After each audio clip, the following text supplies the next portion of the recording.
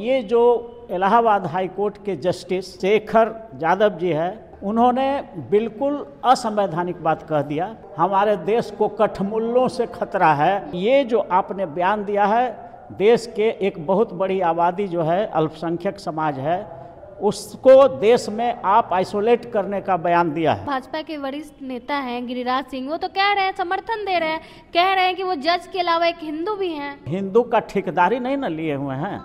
हिंदू हैं तो आप मुसलमान को गाली दीजिएगा, सिख को गाली दीजिएगा, ईसाई को गाली दीजिएगा, बुद्ध धर्म मानने वाले को गाली दीजिएगा। यही संविधान पढ़े हैं। भारत में रूल ऑफ लॉ है। यहाँ पर किसी व्यक्ति का राज नहीं है कि कुछ भी आप बोल दीजिए, कुछ भी कह दीजिए, किसी के खिलाफ स्कैंडलिंग शब्द या भारत का एकता और अखंडता, इंटीग्रिटी और यूनिटी को तोड़ने वाली बात आप कर देंगे तो ऐसी स्थिति में चाहे आप राष्ट्रपति हों, प्रधानमंत्री हों, चीफ जस्टिस ऑफ इंडिया हों, चीफ जस्टिस हों या कहीं का जज हों, आप भी कानून के समक्ष बराबर हैं। देश का जो कानून है वो बहुसंख्यकों के हिसाब से चलेगा। इलाहाबाद कोर्ट के जस्टिस शेखर यादव का ऐसा बयान है, जिसके बाद जो है अब सवाल खड़ा हो रहा है कि क्या हमारे देश का कानून बहुसंख्यकों के हिसाब से चलेगा। इन्हीं सब मुद्दों पे बातचीत करने के लिए हमारे साथ पटना हाई कोर्ट के जाने माने वकील अरुण कुशवाहा जी है। सर, बहुत बहुत स्वागत है आपका। Thank you. नमो बुद्धाय, जय भीम, जय भारत। देखिए, हम शुरू से कहते हैं या भारत के संविधान खुद बोलता है कि भारत में किसी प्रधानमंत्री का राज नहीं है, राष्ट्रपति का राज नहीं है, मुख्यमंत्री का राज नहीं है, चीफ जस्टिस ऑफ इंडिया का राज नहीं है, जजेज का राज नहीं है। यहाँ रूल ऑफ लॉ है, कानून का राज है। और कानून का राज में हर नागरिक, चाहे वो राष्ट्रपति हो, प्रधानमंत्री हो, जज हो, चीफ जस्टिस हो या सामान्य नागरिक हो, कानून के नज़र में हर व्यक्ति बराबर है। तो ये भारत का जो संविधान है, जिसका आर्टिकल 25, 26, 27 धार्मिक स्वतंत्रता का अधिकार प्रदान करता है कि देश में कोई भी आदमी किसी भी धर्म को बेझिझक अपना मान सकता है और उसका प्रमोशन कर सकता है।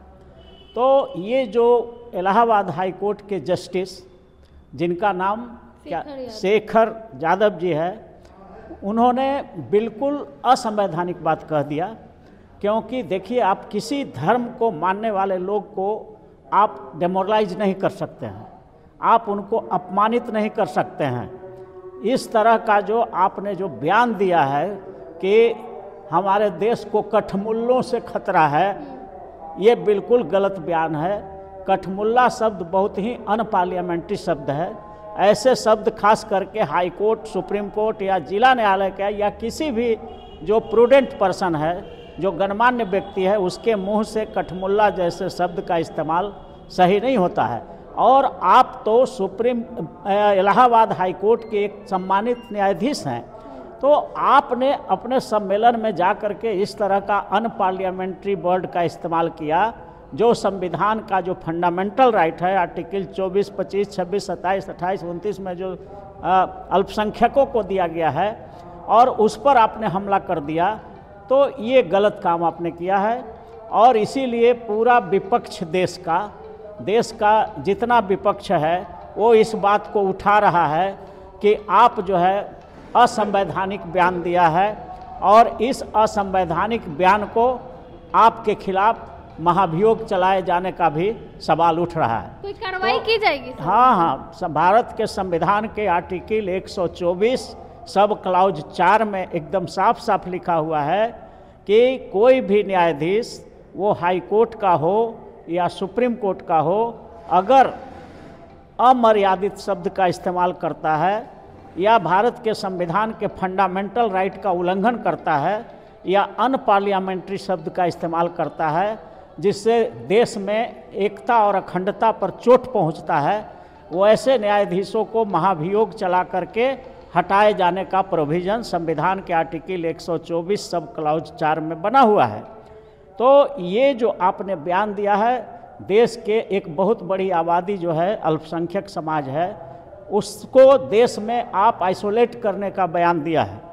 यहाँ पर भारत का तहजीब रहा है शुरू से, और भारत का संविधान भी बोलता है कि हम देश में किसी भी धर्म को मानने वाले को हम लोग सम्मान के दृष्टि से देखेंगे। तो ये भारत का परंपरा रहा है कि हिंदू मुस्लिम सिख ईसाई आपस में हम भाई भाई। तो हम सब भारत में जब चारों वर्ग है, चारों धर्म के लोग रहते हैं, तो फिर आप किसी को इस तरह से अपमानित कैसे कर सकते हैं। तो खास करके माननीय न्यायाधीश ने इस तरह का जो बात कहा है वो बिल्कुल असंवैधानिक है, बिल्कुल अनपार्लियामेंट्री है। अब पार्लियामेंट की जिम्मेदारी है कि अब वो ऐसे न्यायाधीशों पर जो संविधान के खिलाफ भाषा बोलते हैं, संविधान के खिलाफ बात करते हैं, वैसे न्यायाधीशों पर कितने सांसद यूनाइट होते हैं।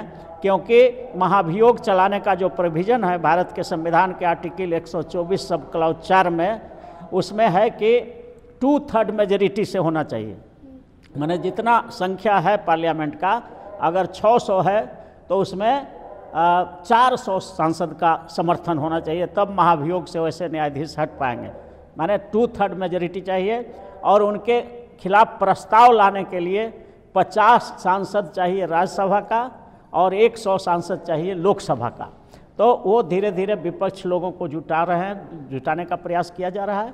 इसलिए हमारा ये कहना है कि भारत के संविधान के ऊपर कोई नहीं है, भारत में रूल ऑफ लॉ है। यहाँ पर किसी व्यक्ति का राज नहीं है कि कुछ भी आप बोल दीजिए, कुछ भी कह दीजिए, किसी के खिलाफ स्कैंडलिंग शब्द या भारत को भारत का एकता और अखंडता, इंटीग्रिटी और यूनिटी को तोड़ने वाली बात आप कर देंगे, तो ऐसी स्थिति में चाहे आप राष्ट्रपति हों, प्रधानमंत्री हों, चीफ जस्टिस ऑफ इंडिया हों, चीफ जस्टिस हों या कहीं का जज हों, आप भी कानून के समक्ष बराबर हैं। और इसलिए और संविधान में सबको सजा का प्रोविज़न किया गया है।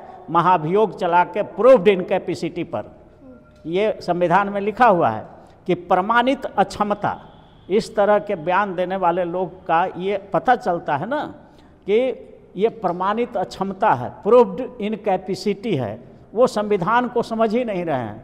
भारत का संविधान सभी धर्मों को बराबर का मौका देने का बात करता है। और आप एक खास समाज को जो कठमुल्ला कह करके और उसको अपमानित करने का काम कर रहे हैं, तो ये भारत के संविधान के खिलाफ आपका बयान है।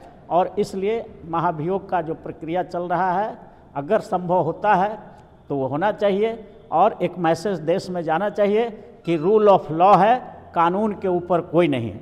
आप भी वकील हैं, आप भी जज की बातों का समर्थन करते हैं? नहीं, बिल्कुल नहीं। जज क्या, हम तो कह रहे हैं कि चीफ जस्टिस ऑफ इंडिया या कहीं का भी कोई न्यायाधीश अगर संविधान के खिलाफ बात करता है तो मैं उसके खिलाफ रहूँगा। क्योंकि भारत में रूल ऑफ लॉ है, कानून का राज है, किसी व्यक्ति का राज नहीं है। अगर कोई व्यक्ति ये समझ रहा है कि हम अब ये बन गए तो हमारा राज हो गया, वो गलतफहमी में है। जब वो फंसेगा तब पता चलता है कि नहीं, अरे यहाँ तो कानून का राज था, यहाँ पर किसी व्यक्ति का राज है ही नहीं। लेकिन केंद्रीय मंत्री है, भाजपा के वरिष्ठ नेता हैं गिरिराज सिंह, वो तो कह रहे हैं, समर्थन दे रहे हैं, कह रहे हैं कि वो जज के अलावा एक हिंदू भी हैं। देखिए, गिरिराज सिंह का तो शुरू से ही हिंदू का सेंटिमेंट लेने का काम रहता है और मुसलमानों के खिलाफ वो आग उगलते रहते हैं। तो गिरिराज सिंह एक पॉलिटिकल लीडर हैं और वो अपना बयान देते हैं वोट के लिए। लेकिन जो न्यायाधीश है भारत के किसी भी उच्च न्यायालय का, उसको तो वोट से कोई मतलब है नहीं। कह रहे वो हिंदू हैं जज के अलावा। हिंदू हैं, ठीक है, तो हिंदू का ठेकेदारी नहीं ना लिए हुए हैं।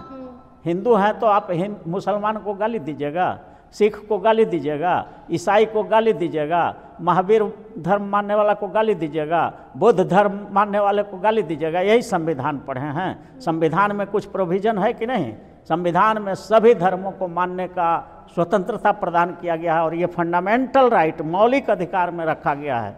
इसलिए किसी को ये इजाज़त नहीं है कि किसी धर्म को अपमानित करें और किसी भी व्यक्ति के समाज को अपमानित आप करें।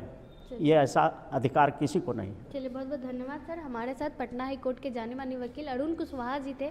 जस्टिस शेखर यादव के मामले को लेकर इन्होंने क्या कुछ कहा आपने सुना। बाकी आप क्या कुछ सोचते हैं इस पूरे मामले को लेकर, अपनी राय कमेंट बॉक्स में ज़रूर दें। धन्यवाद।